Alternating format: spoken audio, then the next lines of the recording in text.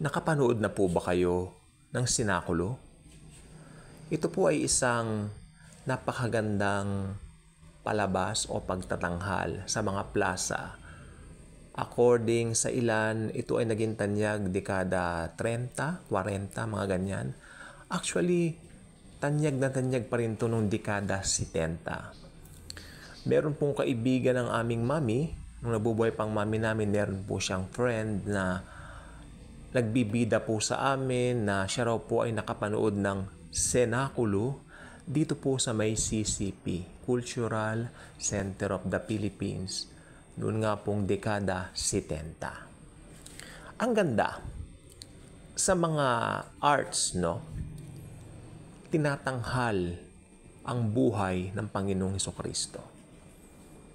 Gusto ko lang po siyang i-vlog kasi I don't think na ganun pa ito ka-popular ngayon.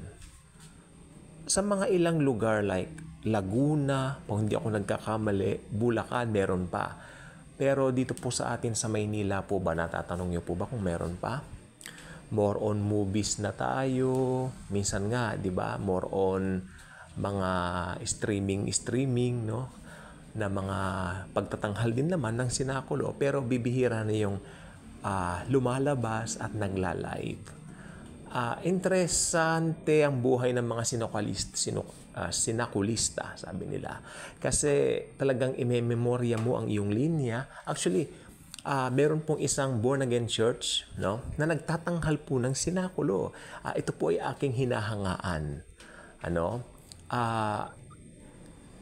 I think dito rin sa Maynila po, hindi ko lang po alam kung saan yung place. At meron mga pagtatanghal din yung ibang branch ng church nila sa iba't ibang part ng lalawigan dito sa Pilipinas. So ito po ay napakaganda. Sana na alagaan, dahil sa pagpapalabas natin ng live mga Sinakulo ay masasabi po natin na ang mga nangyari sa buhay ng Panginoong Hesukristo ay maitatanghal natin sa mga Sinakulo. In fact, ang artista, no, na nagngangalang Miss Julie Vega ay gumaganap po sa Sinakulo. Bago po siya pumanaw, nakaganap po raw siya sa Sinakulo. Okay, napakaganda. At ang Sinakulo po ay wala pong pinipiling religion yan. Anyone who loves the Lord can watch that. Kasi nakakalungkot lang po lately, napakalaki na po nung nagbago sa mundo.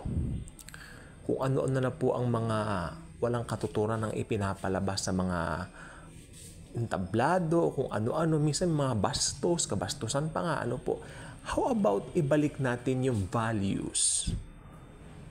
I would call that values of values, no? Pinaka-value sa lahat ng values. Very valuable ang Sinakulo. Ito po ay tinatanghal mostly sa mga plaza noong dekada 70. Nasabi ko na po, dito po sa may CCP meron po dati. Okay?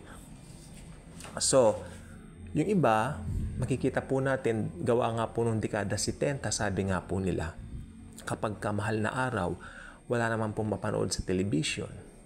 Ang mapapanood mo dyan yung Tagalog na buhay ng Panginoong Hesukristo, yung Kalbaryo ni Jesus, Jesus of Nazareth, meron pa Marcelino Panivino, yan. At yung mga ibang biblical films, siyempre Ten Commandments, Jesus of Nazareth, nasabi ko na nga po, at saka yung In Search of Historic Jesus. Ay ayan po mapalabas noong dekada 70 sa TV, mostly pag Kwaresma o mahal na araw. Kaya mga tao during that time, gusto nilang lumabas, no? Ewan ko lang po kung meron po dito sa Luneta dati. Parang meron nga po dati dito po sa may Luneta, no? Nagtatanghal ng mga Sinakulo. At nanonood po ang mga tao, mostly ng dekada 70. Kasi nga po, gusto nila makapanood ng live presentation.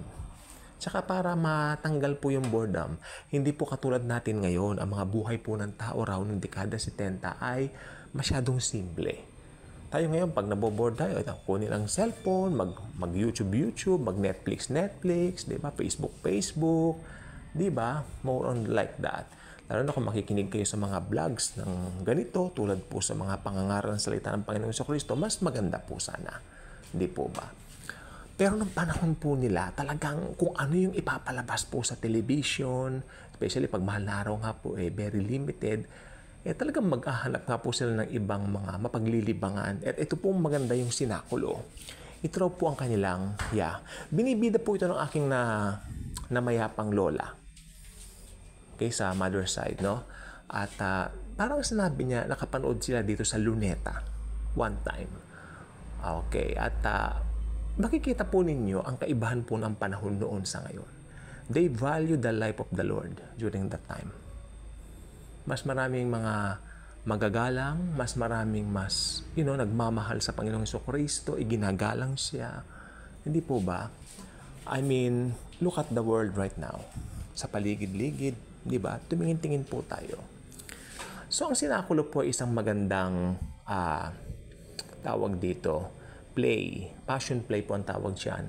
At ito po ay pinapractice ng siguro ilang buwan bago dumating yung aktual na mahal na araw, yung pagtatanghal nila, para maisaulo nila yung mga linya po ng bawat isa. Yun po ang maganda po dito. Kasi meron po nang gupit sa akin dati, nagpagupit po ko, siya po ay sinokalista.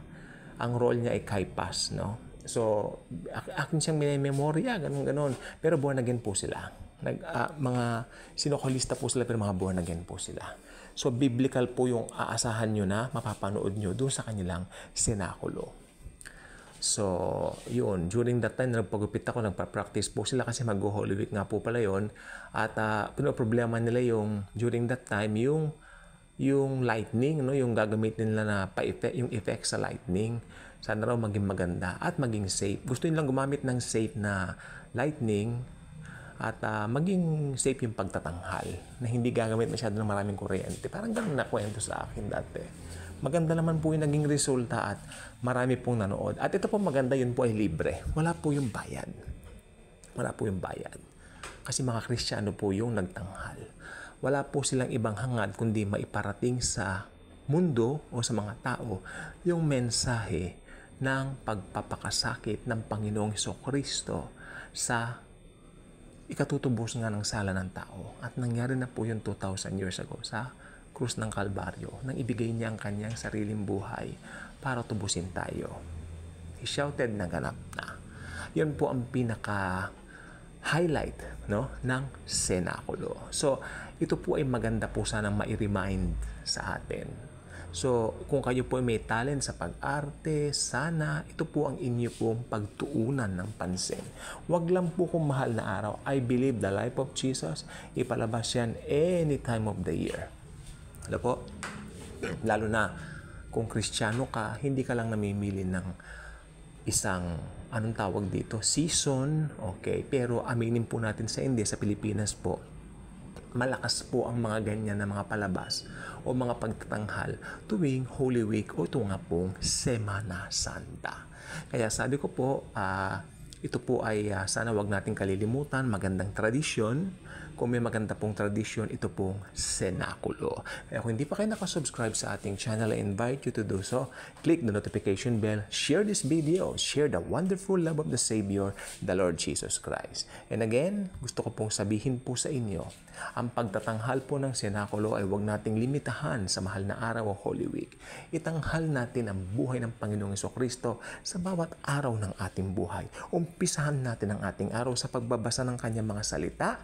Okay? Pag-share ng good news, sabi ko nga po, you can create your own YouTube channel to share the good news of the love of God through the Lord Jesus Christ. And by the sealing of the Holy Spirit, the seal of ownership to each and every one of us. Again, gusto ko po kayong ipaalalahanan na napakahalaga po ng senakulo sapagkat dito na ipapakita po natin sa buong mundo yung kahalagahan ng ginawa ng Panginoong Jesucristo doon nga po sa krus ng Kalbaryo. 2,000 taon na ang nakararaan. At ang epekto nito ay kaligtasan sa sino mang mananampalataya sa Kanya. Thank you. And as always and forever, Jesus truly loves us all.